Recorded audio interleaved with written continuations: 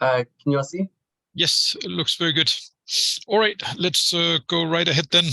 Yeah, our last speaker today is Gabe Udell from Cornell, who will speak about interpolating between ordinary and bumpless pipe dreams with hybrid pipe dreams. All right, please go ahead. So this is about ordinary pipe dreams, bumpless pipe dreams, and hybrid pipe dreams, all of which are methods of computing Schubert polynomials. And they have a lot of interesting combinatorics around them. But the first half of this talk, roughly, is going to be reviewing ordinary pipe dreams and bumpless pipe dreams. And then we'll talk about hybrid pipe dreams, which give another way of computing Schubert polynomials. So in each case, we're going to talk about examples first. So here are some examples of pipe dreams. And some things to notice about them are, one, they're each a square grid of tiles.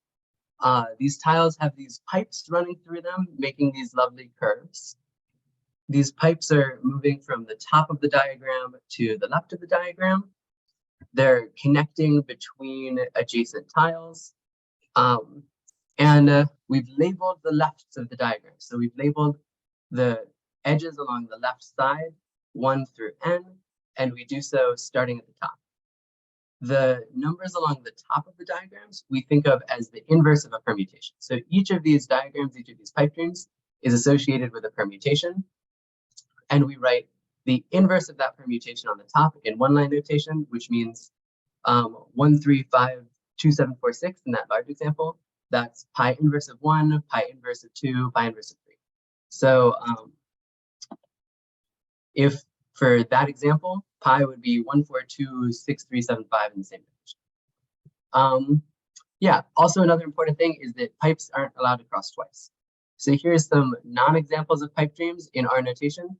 And there's some things that are different from some other presentations. So technically, you can have pipe dreams where pipes cross twice, but those are thought of as non-reduced pipe dreams. We're only talking about reduced pipe dreams.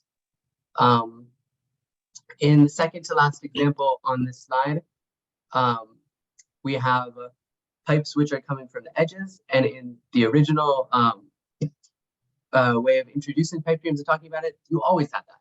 But in our framework, we're not thinking of those curvy pipes as being in the corner.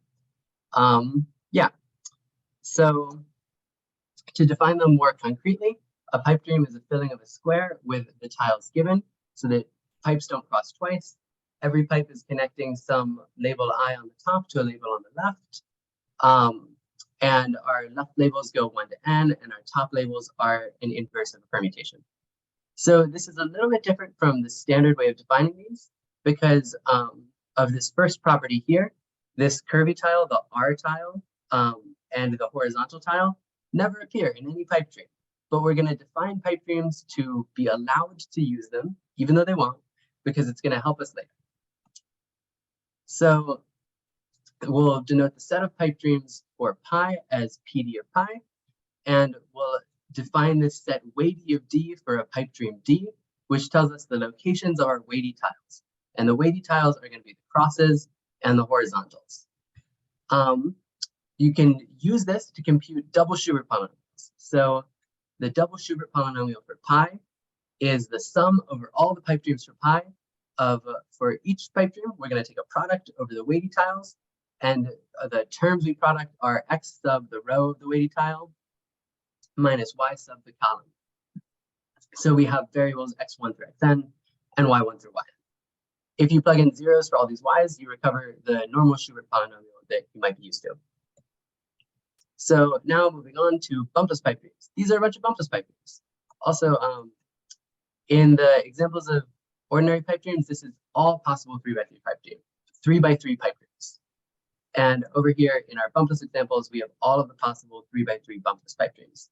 So bumpless pipe dreams are a little similar to pipe dreams. They have these pipes which connect the top to the right-hand side now.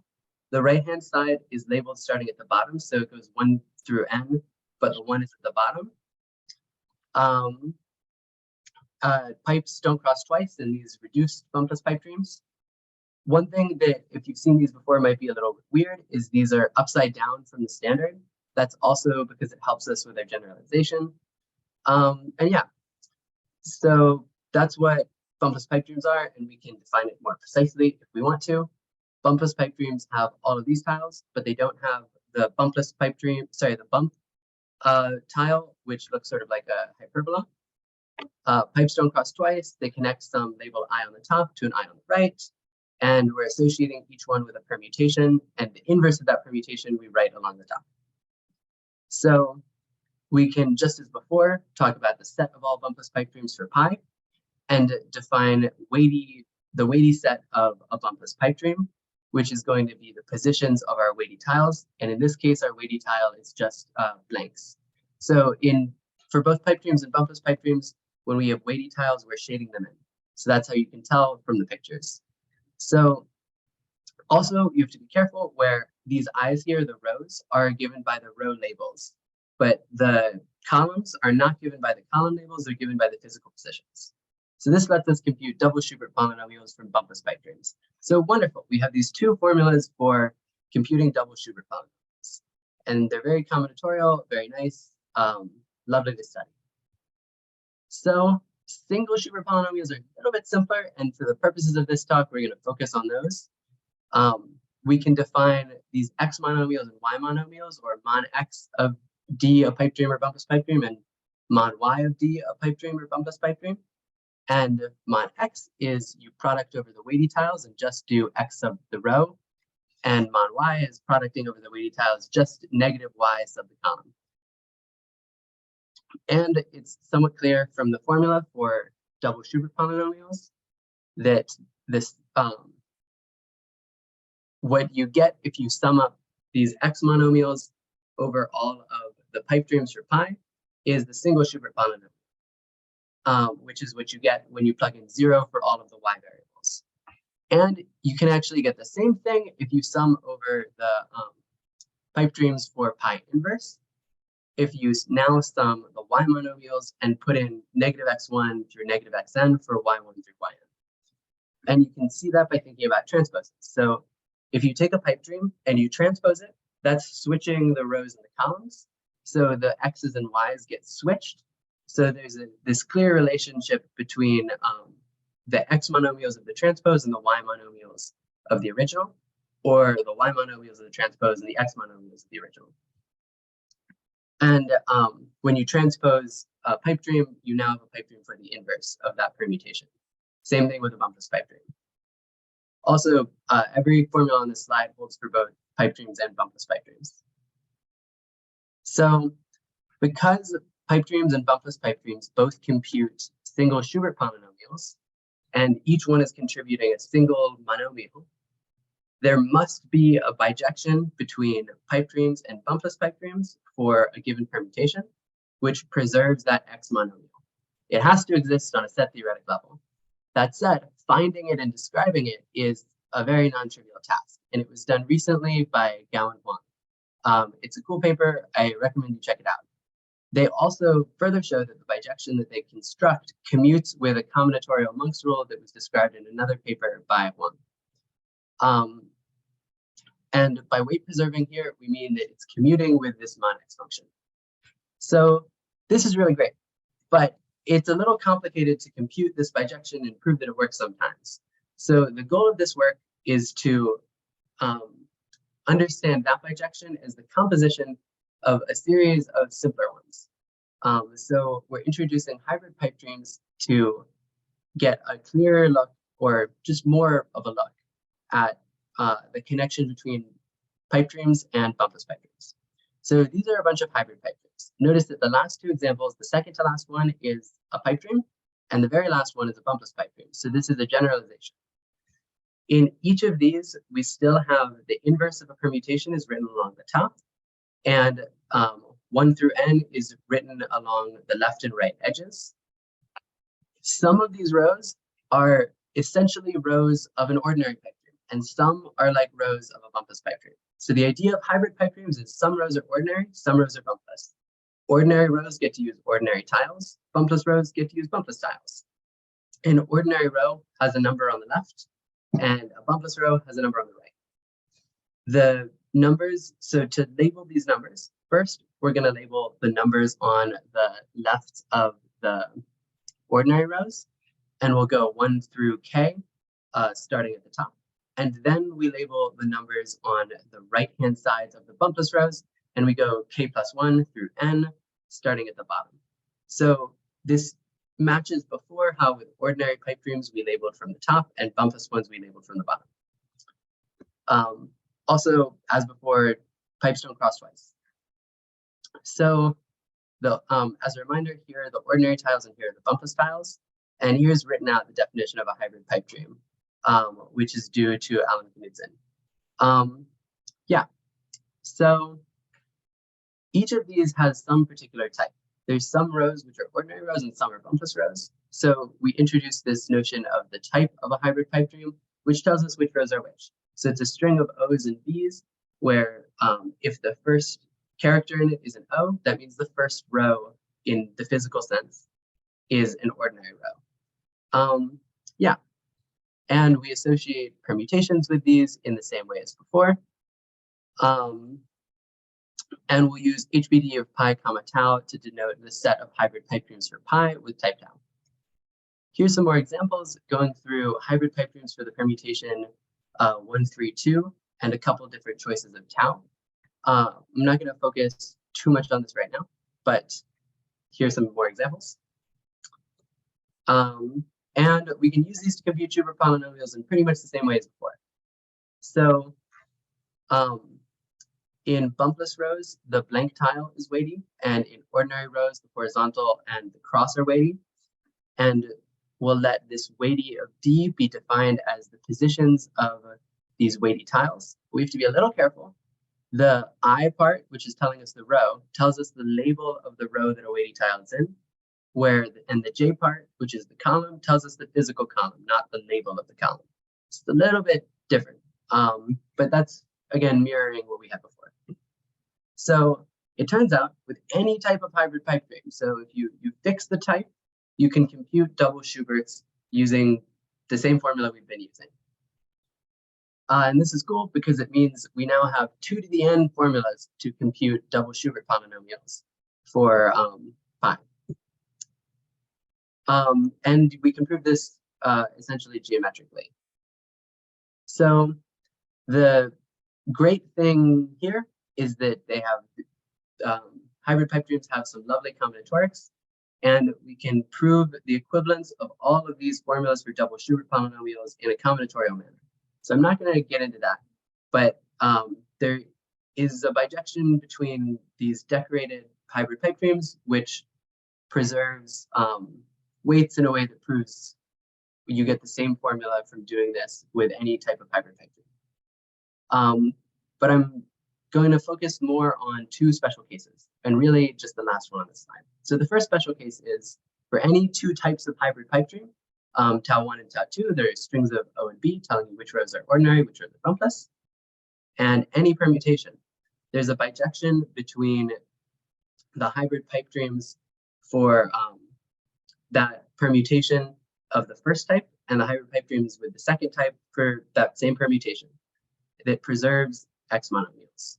So this is a combinatorial proof that your formulas for Schubert polynomials, single Schubert polynomials in the 2 hybrid types are the same. And a special case of this result would be saying that pipe dreams and bumpless pipe dreams compute the same thing. The second result says something very similar, but now we're preserving the Y monomials instead of the X monomials. And I'm going to focus on this one because it's a little bit easier to use. And we can show that it implies the same overall result about pipe dreams and bumpless pipe dreams. So suppose that this theorem is true. It is. I'll talk about it a little more later, but let's suppose it's true and work from there. We have some phi sub y now that goes between hybrid pipe dreams, or really, sorry, it goes from pipe dreams to bumpless pipe dreams. It's a bijection, and it commutes with this mon-y function, which tells you the y monomials. If you have that, you go from that starting point, then the X monomial of the transpose of this bijection applied to the transpose of a pipe dream.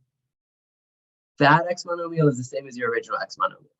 So we now can use this phi y to construct a bijection from ordinary pipe dreams to bumpless pipe dreams which is going to commute with mon x, and thus prove the equivalence of formulas for single Schubert polynomials. So how do we do it? Here is an outline, basically. The first part is we're going to define it for switching the type of the last row. So your last row of your hybrid pipe dream can be ordinary or bumpless. And we're going to define this bijection for two hybrid types, where the only difference is in that last row, whether it's ordinary or bumpless. And we're going to do that in a way that only changes the last row of a hybrid pipe dream. Then the next part, thanks. The second part of this is we're going to talk about how to swap two adjacent rows. So you have somewhere in your hybrid pipe dream an ordinary row over a bumpless row, and we're going to find a way to switch the order of those so that we have a bumpless row over an ordinary row. And having these two pieces allows us to go between any two hybrid types. And at the bottom, we sort of see an example of getting from all ordinary to all bumpless, where the final O turns into a B, and then we switch that O into B, and we keep going. So to switch the last row, it's very simple. There's really only one way to do it. There's not really any freedom in this last row, whether you're in the ordinary setting or the bumpless setting. In the ordinary setting, you have to swoop to the left, and in the bumpless setting, you must swoop to the right. And when you switch from swooping to the left to swooping to the right, the horizontal tiles you had turn into blank tiles, and the blank tiles would turn into horizontal tiles. And those are the weighty tiles, and they're staying in the same row in the same column. So even the equivariant weights are staying the same. Switching two rows is a little more complicated. So here is two examples, not saying how we're doing them yet. So on the left side of the screen is our first example. On the right-hand side, we have a second example. On the top, we're just looking at those two rows. And on the bottom of the screen, we show whole hybrid pipe dreams that contain those two rows. So we start with having an ordinary row on top of a bumpless row, and the ordinary row has the label 1 on its left, and the bumpless row has a label 4 on the right.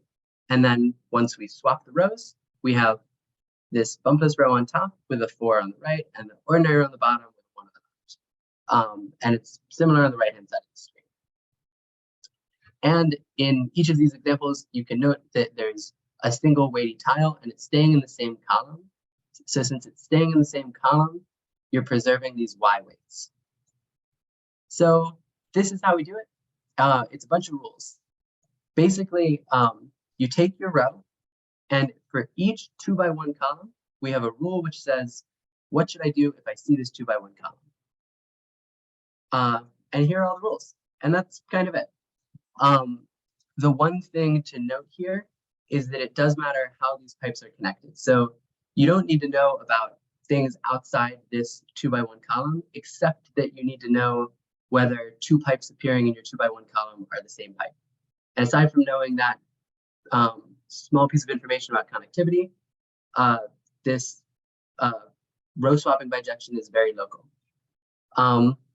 And if you stare at these long enough, which you don't have time for that, but if you did, it's not that hard to see that they're going to preserve connectivity, that it's going to be a bijection, and that it proves this second theorem here that we have a Y weight preserving bijection. That's all I have. Thank you for listening, and thank you for having me here. Yeah. Thank you for a very nice talk. I wonder how many rules do you have? I think it's 23. Okay. And it's one rule for every possible 2x1 column that you could have in a pipe dream, or sorry, that you could have with ordinary and then bumpless, or bumpless and ordinary. Okay. Yeah, maybe we could have, is there another quick question for Gabriel?